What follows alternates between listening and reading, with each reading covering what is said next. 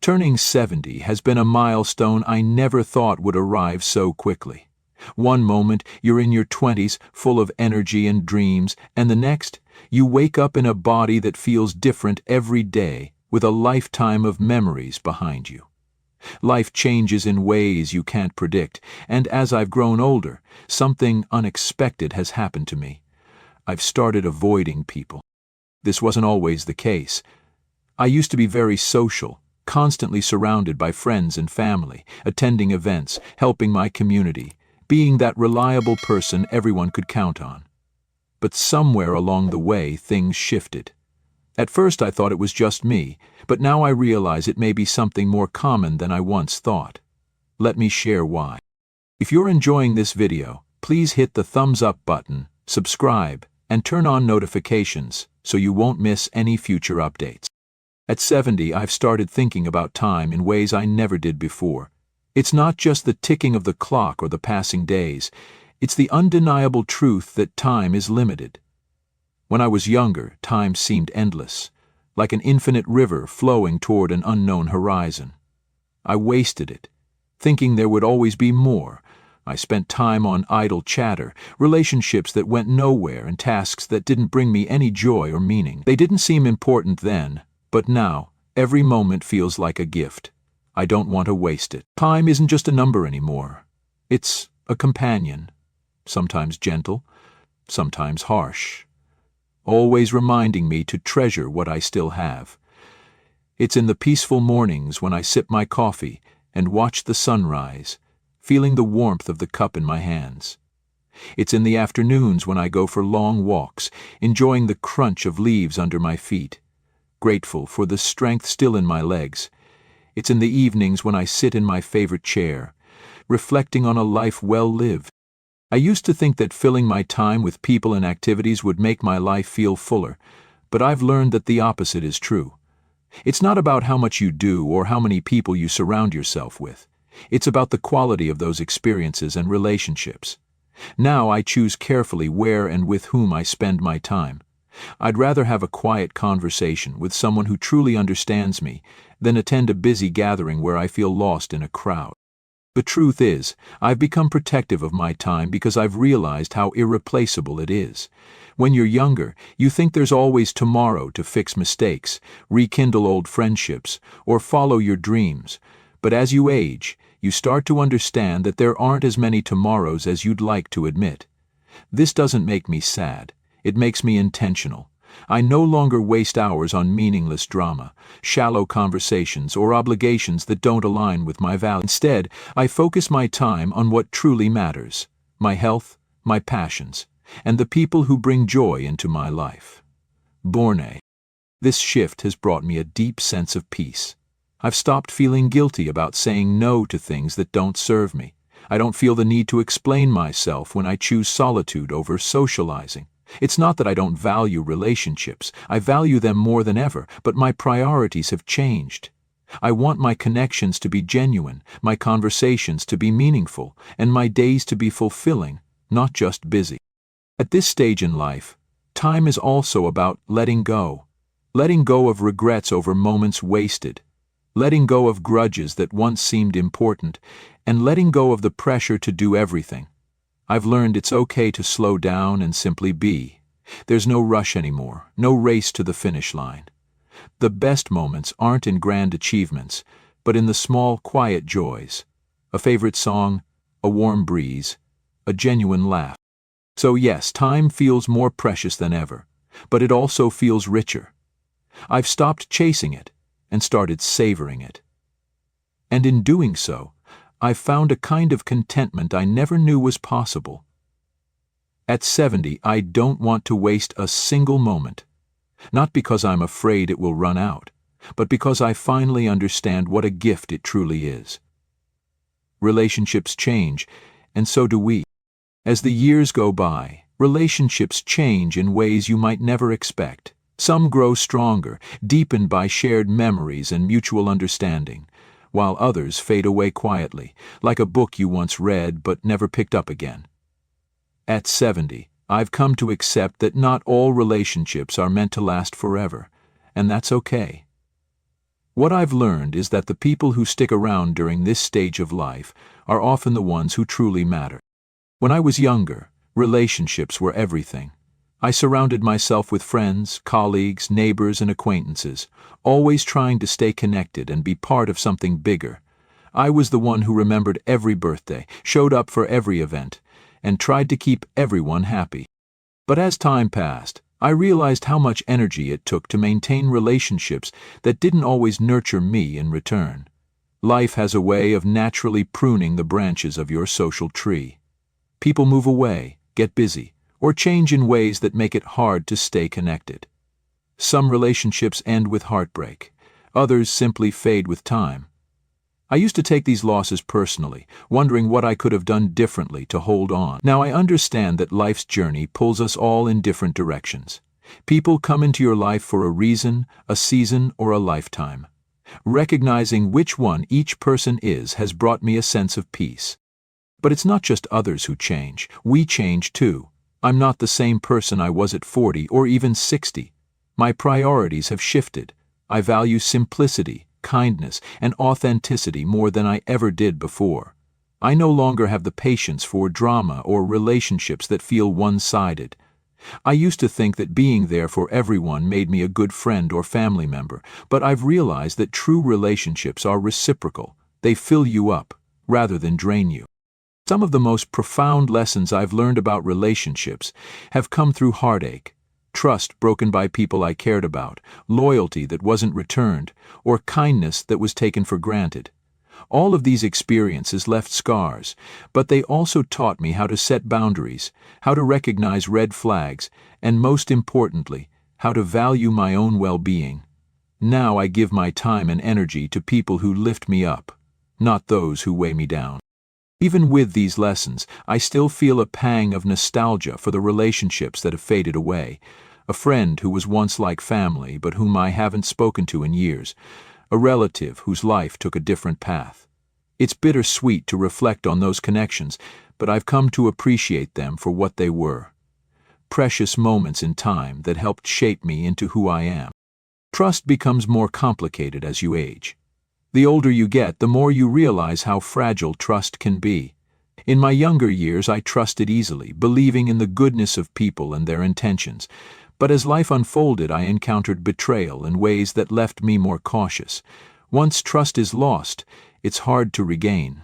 At 70, I find myself far more selective about who I let into my inner circle. It's not that I'm bitter or angry. I'm not. But experience has taught me to be careful. Over the years, I've been let down by people I never expected to hurt me. A friend who turned out to be more interested in what I could do for them than in who I was. A business partner who prioritized their own gain over our shared vision. And even family members who, for reasons I may never fully understand, distanced themselves in ways that left me questioning what went wrong. These experiences gave me a choice. Close myself off entirely, or approach new relationships with a balance of openness and caution. I chose the latter, but that caution comes with a price. When someone new enters my life, my first instinct isn't excitement or curiosity. It's suspicion. I find myself wondering, what do they want? What's their motive? It's one born out of necessity. However, I've also learned that trust isn't just about others. It's about trusting yourself, trusting your instincts when something doesn't feel right, trusting your ability to walk away from toxic people no matter how long they've been in your life, and trusting that it's okay to protect your heart, even if it means keeping your distance. Still, trust is a complicated thing. I've met people in recent years who have restored my faith in humanity, even if just a little. A kind stranger who helped me when I dropped something in the store. A neighbor who checks in during bad weather. These moments remind me that while trust may be harder to give now, it's not impossible. At this stage in life, I've come to terms with the fact that trust will always be a delicate balance. It's not about building walls so high that no one can climb them. It's about creating gates strong enough to keep out harm, but open enough to let in love, kindness, and connection when it feels right. Ultimately, relationships and trust have become simpler in their complexity, I cherish the few people I trust wholeheartedly, and keep my boundaries firm with those who haven't earned it. And while I may never trust as easily as I once did, I've come to value the relationships I do have even more deeply. At 70, that feels like a gift worth treasuring. At 70, the world feels like a completely different place from the one I grew up in. It's not just the pace of life that's changed, it's the very way we connect with each other. Sometimes I look around and wonder where the warmth and simplicity of human interaction have gone. When I was younger, neighbors were like extended family. We knew each other by name, dropped by unannounced for a cup of coffee, and helped out without needing to be asked. Families gathered regularly, not because it was expected, but because we genuinely enjoyed each other's company. There was a natural ease in those relationships, a sense of belonging that didn't require constant effort to maintain. Now it feels like everyone is so caught up in the hustle, chasing success, recognition, or just trying to keep up with the demands of modern life. People don't visit each other like they used to. Conversations are rushed, as if we're all racing against an invisible clock. Even within families, connections sometimes feel thinner, stretched by both physical and emotional distance. Technology, for all its convenience, has played a part in this shift. Don't get me wrong, I'm grateful for being able to video call my grandchildren or keep in touch with old friends through social media. But at the same time, I can't help but feel that these screens have created a distance between us. There's something irreplaceable about sitting across from someone, hearing the nuances in their voice, and feeling the warmth of their presence. The constant hum of notifications, news updates, and endless scrolling can feel overwhelming. It's as if the world has become louder and lonelier all at once. There are times when I just want to step away, turn off my phone, and retreat into the quiet of my own thoughts. And then there's the matter of values. The world I see today often feels unrecognizable, with priorities that seem so far removed from what I was taught to cherish: honesty, kindness, and community. It's not that those values have disappeared entirely, but they're harder to find amidst the noise of self-promotion and endless competition. I often long for the simplicity of the past, not because I'm resistant to change, but because I miss the depth of genuine human connection. Back then, relationships felt more grounded and less transactional. People weren't constantly distracted, and there was an unspoken understanding that time spent together was precious. Yet I also recognize that nostalgia can sometimes make the past seem more perfect than it really was. Life was never flawless, and every era has had its challenges. But as the world moves forward, I find myself retreating, not out of bitterness, but out of a desire to hold on to what still feels real and meaningful to me. Solitude isn't loneliness. When I was younger, I used to think being alone meant being lonely. The idea of spending an evening by myself felt unbearable, as though solitude was something to avoid at all costs. But now, I've come to understand that solitude isn't something to fear. It's something to cherish. There's a profound difference between being alone and feeling lonely. Loneliness is an emptiness, a longing for connection that feels out of reach. Solitude, on the other hand, is a fullness, a quiet contentment in your own company. At 70, I've found that some of the happiest moments in my life come from simply being still, letting the world fade into the background as I focus on the present moment. In solitude, I've rediscovered the joy of simple pleasures, sitting by the window with a cup of tea, watching the birds flutter around the feeder, feeling the warmth of the sun on my face during a morning walk, or listening to the crackle of a fire on a cold evening. These small moments fill me with a sense of peace that no crowded room or busy event could ever offer. Solitude has also given me the space to reflect. At this stage in life, memories become both a comfort and a teacher. I often find myself revisiting moments from the past, not with regret, but with gratitude for the experiences that have shaped me. In the quiet of my thoughts, I've been able to make peace with things I once struggled to understand. This doesn't mean I've cut myself off from the world. I still enjoy seeing my grandchildren's faces light up when they visit, catching up with old friends, or engaging in causes that matter to me. But these connections feel more meaningful now, because they're a choice, not an obligation. I no longer feel the need to say yes to every invitation or maintain relationships that drain me. Solitude has also helped me appreciate the relationships that remain. When I do spend time with others, I'm fully present, savoring the moments we share.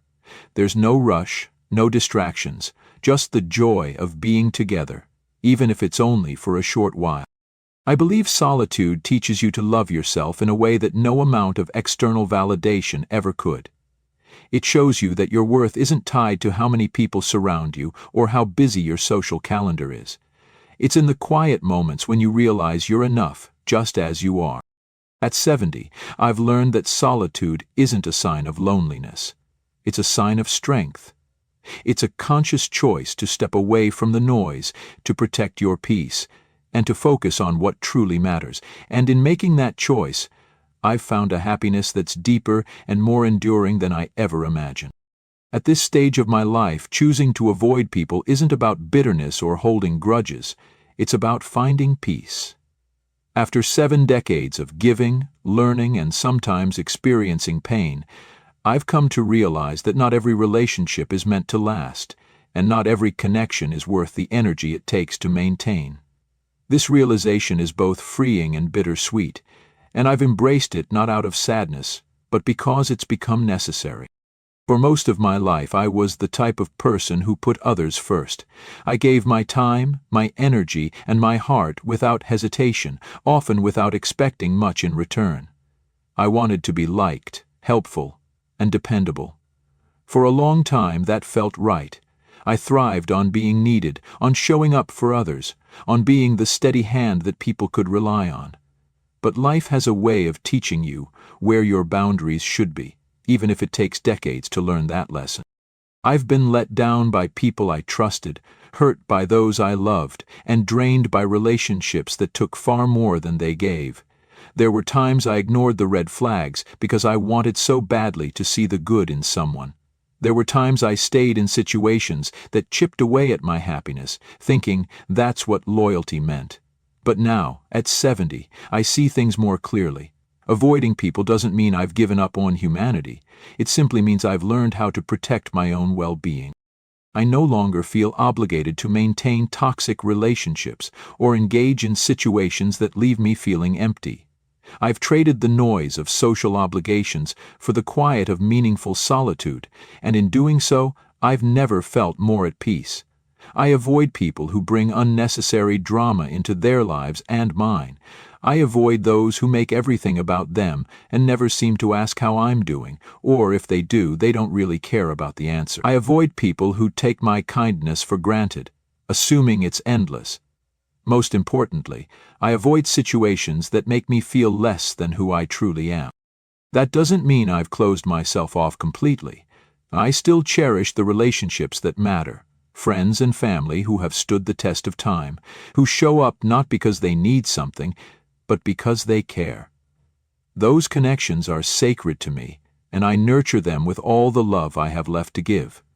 But I no longer feel the need to cast a wide net. A smaller, deeper circle is more than enough. In some ways, avoiding people has allowed me to appreciate them more. When I do spend time with others, it's because I truly want to, not out of obligation. The conversations are richer, the moments more memorable, because they're chosen, not forced. Does this sound familiar? I often wonder if others in my age group feel the same way. Is it just me, or does time naturally make you more selective? Do the disappointments and betrayals of life lead all of us to guard our hearts more closely and prioritize our peace above all else? When I look back, I realize that much of my younger life was spent trying to meet other people's expectations. I wanted to be everything to everyone, a good friend, a reliable partner, a supportive family member. But as the years went on, I saw how exhausting that was and how little of myself I had left by the end of it. Now I've stopped apologizing for protecting my time and energy. I've stopped feeling guilty for choosing solitude over socializing, and I've stopped wondering if there's something wrong with me for needing space to breathe, reflect, and simply be. If you're in your 60s, 70s, or beyond, maybe you've found yourself making similar choices. Maybe you've started pulling away from relationships that no longer serve you or situations that leave you feeling drained instead of fulfilled. Maybe you've noticed that you value quality over quantity when it comes to the people in your life. It's not an easy transition. Sometimes it feels like letting go of parts of yourself. But the truth is, this stage of life is about shedding what no longer fits. It's about creating space for peace, joy, and the things that truly matter. If this resonates with you, I want you to know you're not alone. There's no rule book for how to navigate this part of life. No one-size-fits-all approach. Some people thrive in big social circles well into their golden years, and that's wonderful for them. But if you're like me and find comfort in solitude and smaller, deeper connections, that's just as valid. At 70, I've learned that it's okay to let go of what no longer serves you.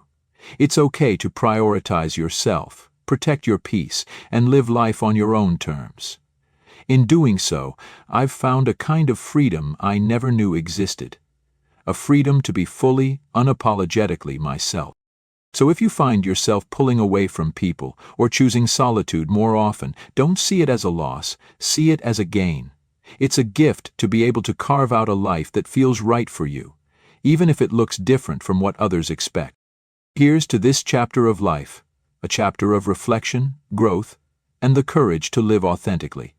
May we all find the peace we deserve. Embrace this chapter. At 70, I've come to view life not as a series of endings, but as a series of beginnings. Each phase brings with it its own lessons, challenges, and beauty, and this chapter is no different. It's a time for quiet simplicity, deeper reflection, and a sense of culmination, where I can embrace who I've become and let go of the things that no longer matter. When we're young, there's often a sense of urgency to do more, achieve more, and be more. That restlessness pushes you forward, driven by the belief that the future holds endless possibilities. But as you age, that restlessness fades. You stop chasing after what's out there and begin to appreciate what's right here. It's not about giving up, but rather shifting your focus. This chapter is about simplicity, taking joy in the small moments that often go unnoticed. The morning light streaming through the window, the laughter of a grandchild, the familiar warmth of a loved one's embrace. These are the moments that ground me and remind me of what's truly important. This chapter is also about reflection. At 70, I find myself looking back on my life, not with regret, but with gratitude. There were triumphs that filled me with pride, mistakes that taught me resilience, and heartbreaks that shaped me in ways I couldn't understand at the time. Every experience, no matter how small, has contributed to the tapestry of my life. But this chapter isn't just about reflecting on the past. It's about looking ahead, too. There's a quiet excitement in knowing that I still have time to create, to learn, and to grow. This is the time to focus on what brings me joy, whether it's nurturing a garden, trying out a new hobby, or simply taking time to be still. One of the most beautiful aspects of this chapter is the freedom it brings, the freedom to let go of expectations, both those imposed by others and the ones I've placed on myself. I no longer feel the need to prove anything or live up to some arbitrary standard of success. I've embraced the idea that simply being is enough. This chapter has also taught me the importance of saying no. No to obligations that drain me, no to relationships that no longer serve me, and no to the pressures of trying to be everything to everyone. By doing so, I've made space for the things that truly matter: peace, love, and connection. There's a certain courage that comes with aging, a willingness to live authentically and unapologetically. I no longer fear being judged for my choices or misunderstood for my actions. At 70, I've earned the right to prioritize my well-being, to speak my truth, and to live life on my own terms. This chapter is also about gratitude. Gratitude for the life I've lived, for the people I've loved, and for the memories I've made. Gratitude for the strength that carried me through tough times and for the joy that illuminated the good ones. And above all, gratitude for the simple fact that I'm still here, with more life to live and more lessons to learn. So what does embracing this chapter truly mean? It means accepting the past without clinging to it, embracing the present with open arms, and looking forward to the future with hope. It's about finding beauty in the everyday, cherishing the relationships that matter, and letting go of anything that doesn't bring peace. Of course, it's not always easy. There are moments of loneliness, moments of wondering what comes next, moments of missing the people and places that once filled my life. But even in those moments, there's a quiet strength, a reminder that I've made it this far and that I have everything I need within me to keep going. At 70, I've come to realize that life is less about the big milestones and more about the small, meaningful moments that fill our days. This chapter, though different from those that came before it, is no less important. In many ways, it feels like the most authentic, honest, and peaceful part of my journey. Embracing this chapter isn't about accepting limitations. It's about celebrating possibilities. It's about honoring the life I've lived, while remaining open to whatever comes next. And most of all, it's about living fully, deeply, and unapologetically, one day at a time. Closing thoughts. At 70, life has taught me that it's not about how much you do or how much you have, but about the quality of what you cherish, the moments, the connections, and the peace you carry within. I've found joy in simplicity, strength in solitude, and fulfillment in focusing on what truly matters. Avoiding people isn't about bitterness, it's about protecting the peace I've worked so hard to find. If you're on a similar path, know that it's okay to choose what feels right for you. This chapter is yours to embrace in whatever way brings you the most contentment. Here's to living authentically and savoring every moment we're given. If you enjoyed this video, please leave a comment with 1. If not, feel free to comment with 0. Your feedback means a lot to us. Don't forget to like, share, and subscribe to our YouTube channel for more content like this.